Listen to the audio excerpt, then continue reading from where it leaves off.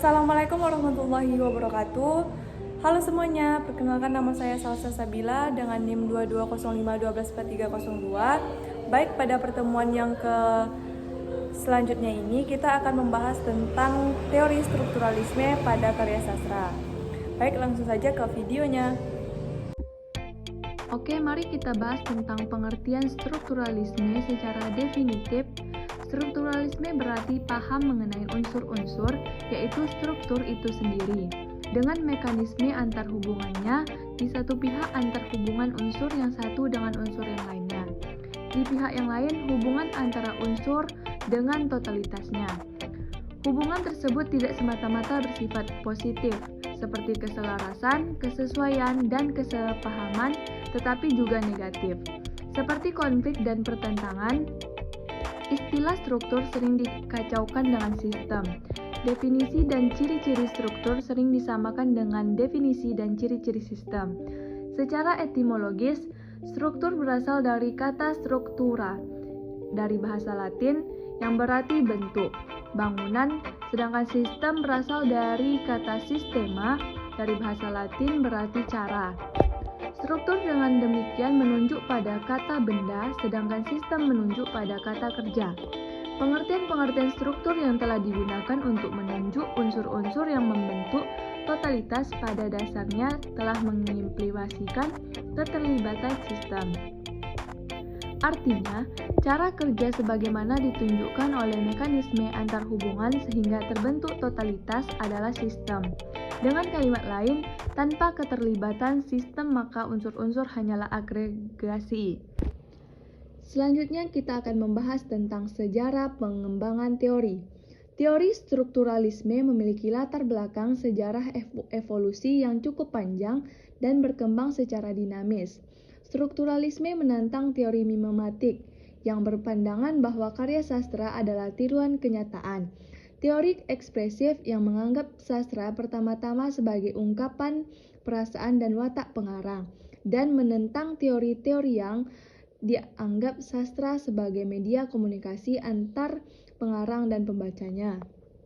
Dalam perkembangannya, terdapat banyak konsep dan istilah yang berbeda, bahkan saling bertentangan. Misalnya strukturalisme Prancis yang terutama diwakili oleh Roland Barthes dan Julia Kristeva. Mengembangkan seni menafsiran struktural berdasarkan kode-kode bahasa teks sastra. Melalui kode bahasa itu diungkap kode-kode retorika, psikoanalitis, sosiokultural. Mereka menekankan bahwa sebuah karya sastra harus dipandang secara otonom. Puisi khususnya dan sastra umumnya harus diteliti secara objektif, yakni aspek intrinsiknya. Keindahan sastra terletak pada penggunaan bahasa yang khas yang mengandung efek-efek estetik. Aspek-aspek ekstrinsik seperti ideologi, moral, sosiokultural, psikologi, dan agama tidaklah indah pada dirinya sendiri melainkan karena dituangkan dalam cara tertentu melalui sarana bahasa publik atau politik. Lanjut, menurut Yosef, tahun 1997 halaman 37-40 menjelaskan teori strukturalisme sastra menganggap karya sastra sebagai artefak atau benda seni. Maka realisasi-realisasi struktural sebuah karya sastra hanya dapat dipahami dalam relasi unsur-unsur artefak itu sendiri. Jika dicermati, sebuah teks sastra terdiri dari komponen-komponen seperti ide, tema, amanat, latar, watak, dan perwatakan insiden, plot, dan gaya bahasa. Komponen-komponen tersebut memiliki perbedaan aksentuasi pada berbagai teks sastra. Strukturalisme sastra memberi keluasan kepada peneliti sastra untuk menerapkan komponen-komponen mana yang akan mendapat prioritas signifikan. Keluasan ini tetap harus dibatasi, yakni sejauh komponen-komponen itu terserat dalam teks itu sendiri. Jadi, teks sastra berfungsi mengontrol objektivitas dan validitas hasil penelitian sastra. Prosedur ilmiah ini menetapkan teori strukturalisme sastra berkembang dengan baik, pesat, dan diterima dalam kalangan luas. Dan menurut Abrahams, dalam Pradopo, halaman 140, sampai 141 bahwa ada 4 pendekatan terhadap karya sastra, yaitu pendekatan yang pertama, mimetik, yang menganggap karya sastra sebagai tiruan alam atau kehidupan. Yang kedua, pendekatan pragmatik, yang menganggap karya sastra itu adalah alat untuk mencapai tujuan tertentu. Dan yang ketiga, pendekatan ekspresif, yang menganggap karya sastra sebagai ekspresi perasaan, pikiran, dan pengalaman penyair. Selanjutnya yang keempat, pendekatan objektif yang mengungkapkan karya sastra sebagai suatu otonom terlepas dari alam sekitarnya, pembaca dan pengarang.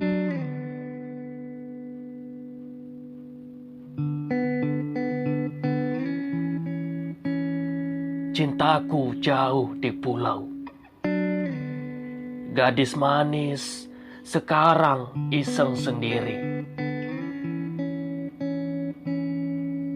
Perahu melancar, bulan memancar. Di leher ku kalungkan oleh-oleh buat si pacar. Angin membantu, laut terang, tapi terasa aku tidak akan sampai padanya. Di air yang tenang, di angin mendayu. Di perasaan penghabisan segala melaju. Ajal bertahta sambil berkata, tujukan perahu ke pangkuanku saja. Amboi, jalan sudah bertahun ku tempuh. Perahu yang bersama kan merapuh. Mengapa ajal memanggil dulu? Sebelum sempat berpeluk dengan cintaku. Manisku jauh di pulau. Kalau ku mati, dia mati iseng sendiri. Khairil Anwar. Dari puisi Cintaku Jauh di Pulau, kita akan menganalisis teori strukturalisme pada puisi tersebut.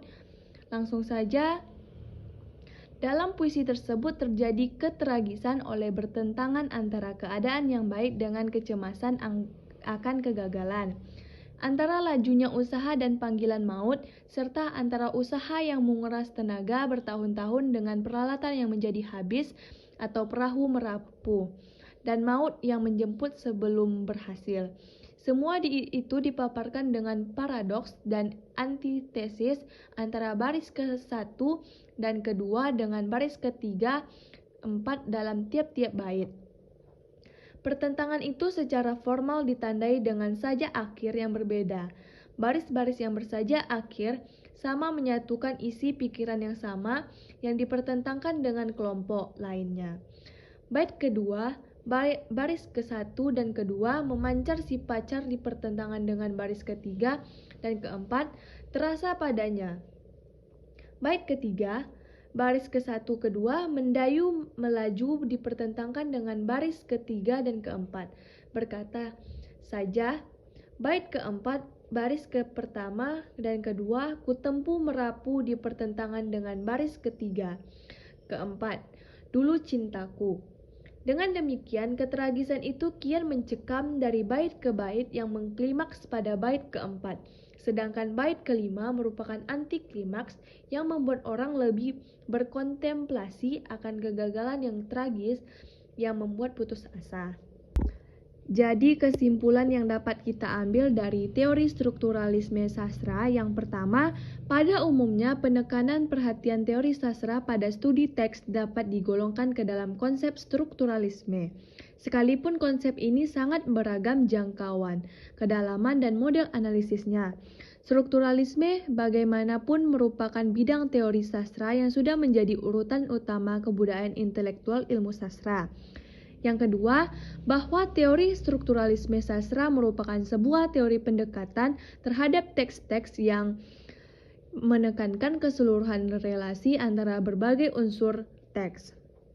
Yang ketiga, Perbedaan pendapat dalam teori strukturalisme tiga jenis yaitu strukturalisme formalis, strukturalisme genetik, strukturalisme dinamik yang pada dasarnya secara global strukturalisme menganut paham penulis Paris yang dikembangkan oleh Ferdinand Saussure yang memunculkan konsep bentuk dan makna sign and meaning. Yang keempat, karya sastra yang dibangun atas dasar bahasa memiliki ciri bentuk form dan isi atau makna signifikan yang otonom. Artinya, pemahaman karya sastra dapat diteliti dari teks sastra itu sendiri. Hanya saja, pemahaman harus mampu mengaitkan kebertautan antara unsur pembangun karya sastra. Kebertautan unsur itu akan membentuk sebuah makna untuk membentuk sebuah makna utuh. Prinsip menyeluruh sangat dipegang oleh kaum strukturalisme. Terima kasih teman-teman telah melihat video saya, semoga bermanfaat dan sampai jumpa di video selanjutnya. Assalamualaikum warahmatullahi wabarakatuh.